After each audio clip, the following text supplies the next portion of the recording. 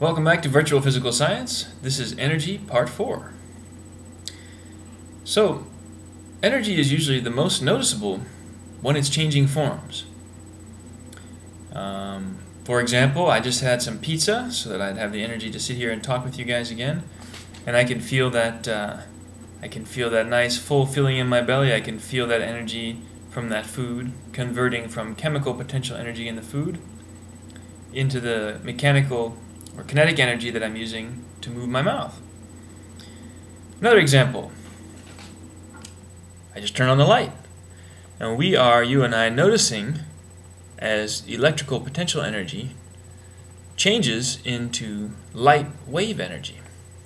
Right? So that's what I mean when I say that energy is usually the most noticeable when it's changing forms. Well, let's focus on this light bulb for a minute. What kind of energy transformation is taking place? Now, I just said that there was electrical potential energy. So I'm going to abbreviate that with an EPE, and it's changing into light energy. And a little bit of heat, too. If you touch the light bulb, it would be warm, but I'm going to leave that out for now. But where did the electrical potential energy come from? The answer is going to depend on where you are.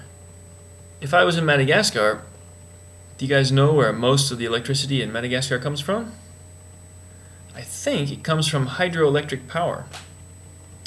Now, did any of you choose hydroelectric power for your energy presentations? I think Yashka did. Did anybody at ASA? Is anyone at ASA watching? Hello. Did you choose hydroelectric power? So where does that come from? It comes from water, but what does the water do? Right? The water has to fall.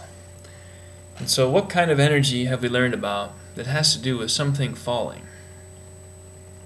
That's right. Gravitational potential energy. The water in a river or a lake is allowed to fall so that its gravitational potential energy changes into kinetic energy. As the water falls, it's moving, so it has kinetic energy.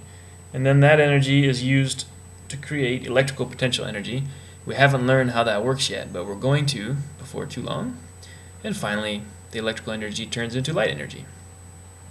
Right, so that's just one example of the conversion of energy from one type to another. All right.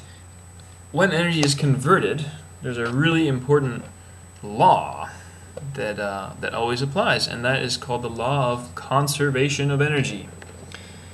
The law of conservation of energy. Energy cannot be created or destroyed. It can only change forms. Now, we've just seen an example of energy changing forms.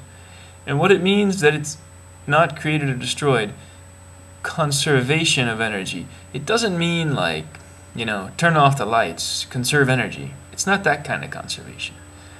It's conservation in the sense that the total amount of energy doesn't change. Energy doesn't go away. It doesn't come from nowhere. It just changes from one form to another. So, for example, if some water had 10 joules of gravitational potential energy, and we were able to convert all of that into kinetic energy, then we would have 10 joules of kinetic energy. No more, no less.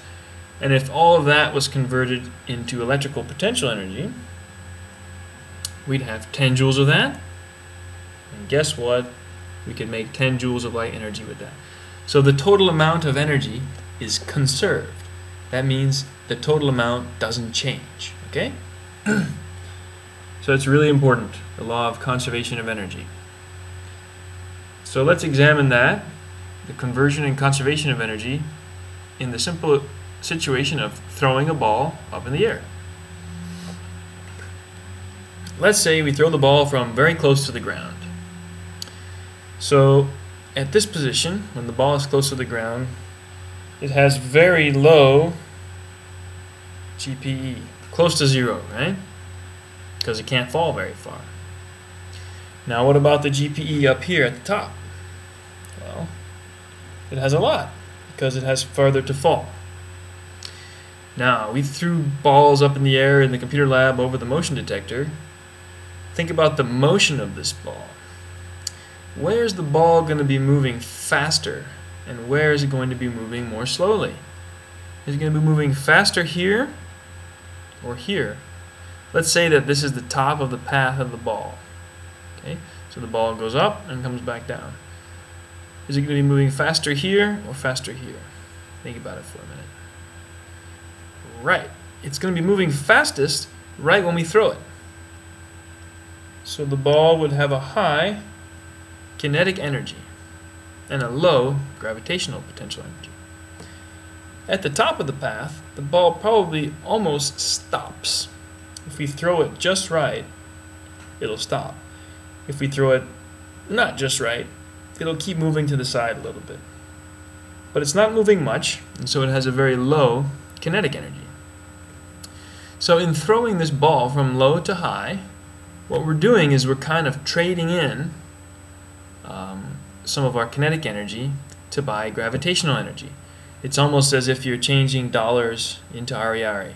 Okay? You still have the same amount of money, it's just in a different currency. We still have the same amount of energy. Let's say we had 1 joule of gravitational potential here and 9 joules of kinetic for a total of 10.